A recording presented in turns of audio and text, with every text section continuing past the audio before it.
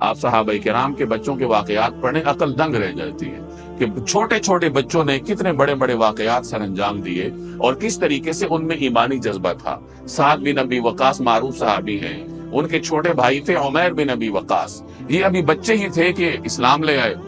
اور مکہ میں اولین زمانے میں مسلمان ہوئے، جس زمانے میں مسلمان ہونا اپنے آپ کو موت کے منہ میں ڈالنے کے مترادف تھا، اس زمانے میں یہ معصوم بچہ مسلمان ہوا۔ اور جس وقت صحابہ کرام نبی کریم صلی اللہ علیہ وسلم کی قیادت میں بدر کے لیے روانہ ہوئے تو اس وقت بھی ان کی عمر کم تھی، نوعمر تھے،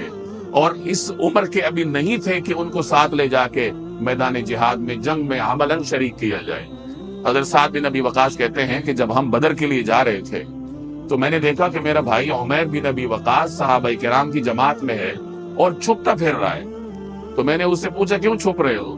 اب ایک بچے کا جواب ملاحظہ کیجیے، تو میں نے پوچھا کیوں چھپ رہے ہو؟ تو وہ کہنے لگا کہ میں چھپ اس لیے رہا ہوں کہ اگر حضور علیہ السلام کی نظر مجھ پر پڑ گئی تو میرے بچپنے کی وجہ سے آپ مجھے واپس کر دیں گے، اور میں آپ صلی اللہ علیہ وسلم کے ساتھ اس جہاد میں شریک ہونا چاہتا ہوں اور شہادت کا منصب حاصل کرنا چاہتا ہوں۔ تو وہی ہوا جس کا انہیں ڈر تھا۔ جب رسول اللہ صلی اللہ علیہ وسلم کی نگاہ ان پر پڑی تو آپ نے انہیں واپس کرنے کا حکم دیا کہ ابھی تو آپ بچے ہیں، ابھی آپ واپس جاؤ، ابھی جنگ میں شریک نہ ہو۔ تو وہ رونے لگے شدت غم کی وجہ سے کہ مجھے جہاد میں شرکت کرنے سے کیوں منع کیا جا رہا ہے۔ تو حضرت سعد بن ابی وقاص نے غالباً سفارش کی، جو بڑے بھائی تھے